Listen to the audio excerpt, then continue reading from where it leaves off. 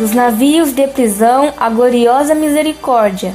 Mensagem do dia 27 de janeiro de 2019. Senhor, agradeço a alegria de ajudar você a ajudar os outros. Obrigado por despir todo o pecado que cobre uma alma, quando verdadeiramente olhamos através dos teus olhos e olhamos através das lentes de sua misericórdia. Sempre nos mostre essa preciosa alma que você quer tão desesperadamente trazer de volta para casa de novo. Não importa quantas camadas de escuridão a envolvam. Que nunca possamos olhar para qualquer pessoa através de qualquer outra lente que não seja a sua. Amém.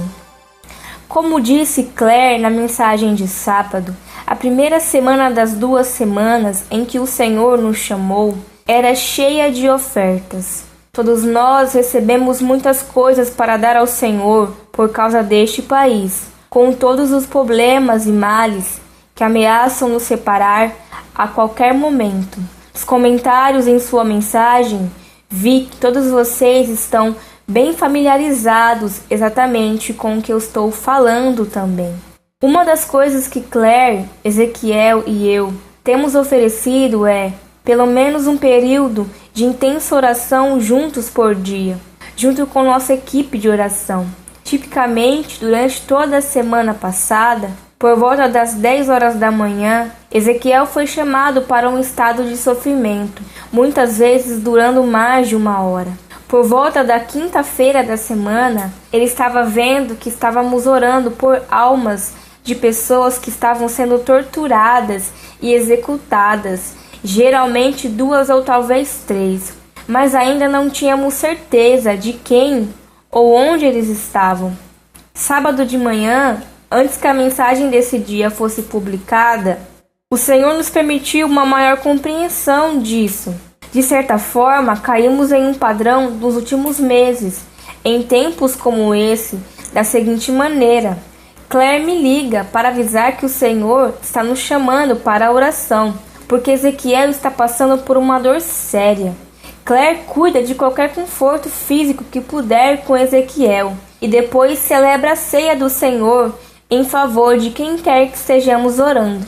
Eu mando um texto para a equipe de oração para se juntar a nós e então sentar, por assim dizer, com Ezequiel, orando com ele por telefone, para que ele não se sinta sozinho. Sábado, a primeira coisa que Ezequiel disse a mim foi: ele está em sua cruz novamente. Ele sabia que não havia apenas um agora, ou 2 sendo executados, mas muitos. Claire ainda estava na sala quando ele disse isso e imediatamente acrescentou: está em Guantánamo. Eles estão tentando obter informações das pessoas, usando meios fortes para fazê-los falar. Ambos pediram que eu alertasse os membros da equipe que eram padres, para depois irem a essas pessoas no espírito e oferecerem-lhes rituais de absolvição e perdão. Logo, Ezequiel começou a entender que algumas dessas pessoas não estavam realmente em Guantánamo, mas em um navio-prisão russo, e que muitos deles eram de origem ortodoxa russa e prontamente entenderiam e receberiam absolvição. Muitos deles haviam sido batizados quando bebês ou crianças, mas através de suas vidas eles foram mergulhados em pecados, autoestima, orgulho e o mundo, até que eles eram quase irreconhecíveis. Foi por essas almas em particular que estaríamos orando e entendendo tudo isso. Ezequiel percebeu então também que nosso presidente não é o único tentando drenar um pântano. O presidente Putin está fazendo sua própria drenagem. Curiosamente, eu estava conversando com um membro diferente de nossos intercessores naquela tarde, que também é um padre. Ela disse que foi enviada em espírito, independente de saber qualquer coisa que Ezequiel estivesse ouvindo e vendo, para vários vasos ao mesmo tempo. E ela estava trabalhando com o Espírito Santo para ir a muitas e muitas almas, para dar-lhes a absolvição e os últimos rituais. Porque tudo isso era através do poder do Espírito Santo. Ela sabia que, embora parecesse estar falando apenas com uma alma, o Espírito Santo estava magnificando ou multiplicando suas palavras. E dessa maneira, os absolutos estavam alcançando muitos mais ao mesmo tempo. Ela também foi autorizada a sentir seu poder fluir quando eles foram recebidos e aceitos por ele. O Senhor disse a ela que isso era um presente para todos que estavam envolvidos, ter a oportunidade de colaborar com ele, para ajudar as almas. Nunca encontraremos esse lado do véu. Ela disse que jamais consideraria que pudéssemos não apenas interceder por eles, à distância, por assim dizer, através de orações amplas como coisas como os grinaldos e rosários, mas agora estar ativamente no espírito de coparceria com ele para dar absolvição em tempo real. Enquanto continuávamos a orar, tanto Ezequiel quanto eu começamos a sentir uma profunda tristeza em nossos corações. Ezequiel podia agora ouvir algumas das almas que estavam morrendo. O Senhor apareceu a eles no espírito e lhes dizia: "Vem, eu irei perdoar vocês. Apenas venham, recebam-me." Eles estavam percebendo o que haviam feito, a maldade de suas vidas, suas ações, quem eles estavam servindo em tudo isso e como tudo era mal. Quão mal ele, o inimigo, era. Aqui estarei citando como Ezequiel me descreveu. E eles estavam caindo de joelhos diante do Senhor, maravilhados. Ele começou. Ele estava disposto a mostrar-lhe misericórdia. Em profundo pesar e arrependimento, eles estavam clamando: "Mas, Senhor, como você pode me perdoar?" Mas ele podia. Jesus estava tocando todos eles, recebendo seus gritos de arrependimento. Eles eram homens relativamente grandes e fortes e estavam soluçando, de joelhos, apenas chorando aos seus pés. A justiça de Deus estava lá, pairando sobre eles. Parecia ter uma massa própria cercando-os. Eu ouvi alguns deles dizendo: "Senhor, eu aceitarei qualquer castigo seu pelo que fiz, qualquer coisa, eu mereço tudo." Eles estavam dizendo um após o outro: "Mas é minha culpa, eu sou culpado, eu mereço o inferno por todas essas coisas." E o Senhor simplesmente ergueu as mãos, como sempre faz, e mostrou-lhes as feridas. E esse círculo de justiça recuou imediatamente deles. Deus Pai veio então, e todos eles foram apenas regenerados, varridos em seus braços piedosos, puros, que os mudou de volta para o que eles eram no começo de suas vidas, como bebês puros e inocentes. Nunca antes eu vi sua misericórdia naquela clara luz daquele grande caminho. Sua misericórdia sobre eles estava em resposta direta aos moradores do coração, suas orações, suas ofertas, seus sacrifícios, pelo bem de suas almas que ainda estavam perdidos e vagando, enterrados sob o pecado e a escuridão.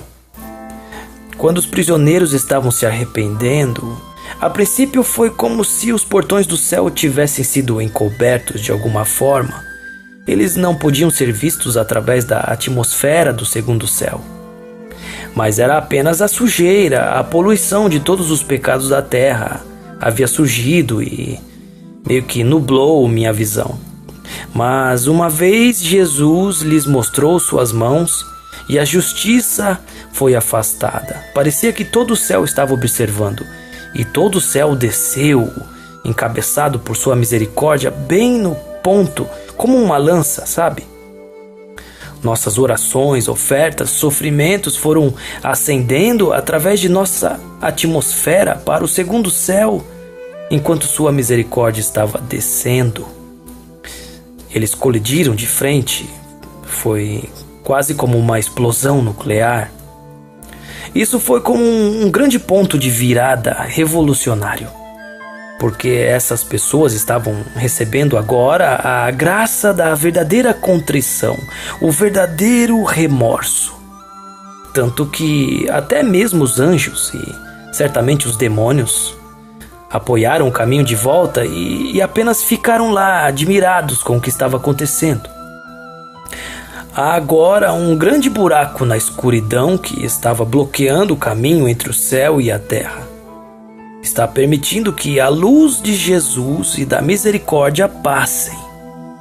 Ele precisa de nossas orações, sofrimentos e ofertas para manter esse buraco aberto e amplo. Ezequiel me disse mais tarde que toda noite antes ele tentou rezar o terço da Divina Misericórdia, ou um rosário em seu computador, mas a única música que ele conseguiu trabalhar foi a música de Freddie Heller, chamada Songs of the Angels, Som dos Anjos, uma canção sobre como os anjos se alegram com o arrependimento de um único pecador.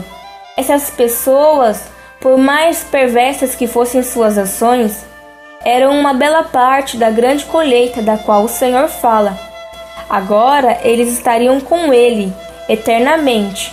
Ó, todo louvor ao Senhor, moradores do coração. Todo louvor ao Pai. Todo louvor ao Espírito Santo. Em seguida, foi mostrado a Ezequiel que, mesmo para muitas das almas culpadas listadas nessas acusações, que ainda não estavam na prisão, elas também estavam recebendo esse mesmo avanço e estavam começando a entender, a arrepender-se. A graça do verdadeiro arrependimento também estava alcançando eles. Jesus estava visitando-os pessoalmente, porque pedimos a Ele que fizesse exatamente isso, para rasgar a escuridão, para visitar esses perto de morrer e revelar-se a eles uma última vez, para dar-lhes ainda mais uma chance de vê-lo e encontrá-lo e recebê-lo na verdade. Esta luz é um contraste para essas almas, para as trevas que elas estavam vivendo. Tal contraste com as mentiras e o engano em que haviam vivido, alguns deles a maior parte de suas vidas. Até agora, isso era por volta das 11 horas, e esta batalha estava chegando ao fim.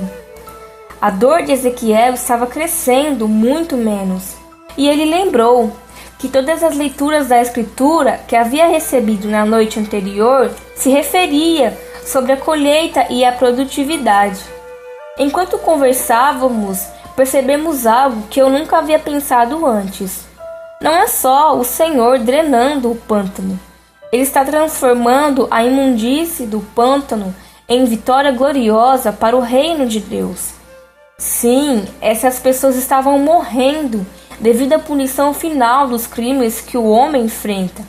Mas Jesus estava, ao mesmo tempo, arrebatando-os das mãos de quem eles estavam servindo todo esse tempo e os trazendo para casa, mesmo naquele último momento, para a glória. Digno de todo louvor o nosso. Depois que desligamos, voltei ao que estava fazendo antes da ligação. Anotações. O brilho da alegria que eu estava sentindo em tudo o que o Senhor tinha feito estava apenas passando por cima de mim. E eu peguei meu telefone para voltar à minha música de adoração. E a primeira música que surgiu? A canção da Páscoa. Muitos de vocês têm idade suficiente para lembrar dessa música? Kate Green escreveu, provavelmente no final dos anos 60. Começa assim: ouça os sinos tocando, eles estão cantando, você pode nascer de novo.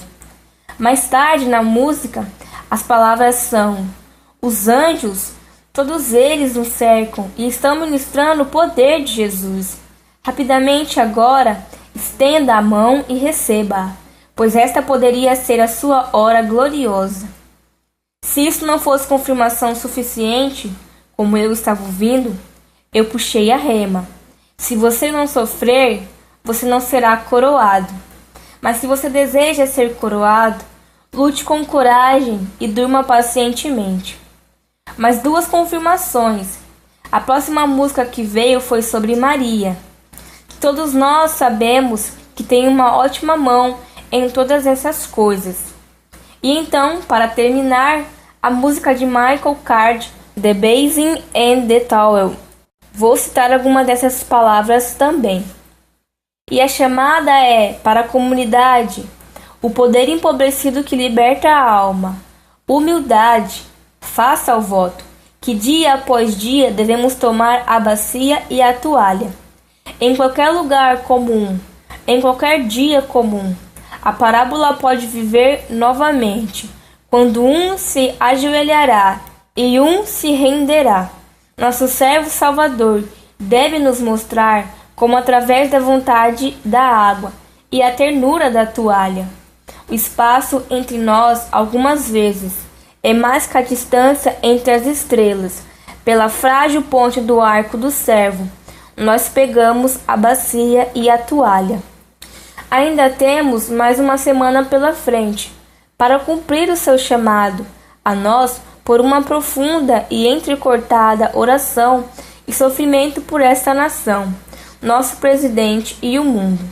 Juntos, moradores do coração, deixe-nos sofrer e lutar com coragem, suportando pacientemente. E vamos também pegar a bacia e a toalha e nós pressionarmos para o bem das almas que ele deseja tão ardentemente levar para casa. Não importa quem elas são ou o que elas fizeram em suas vidas, porque sempre ele nos lembrará. Se não fosse por sua graça, nós também poderíamos estar em uma prisão aguardando execução.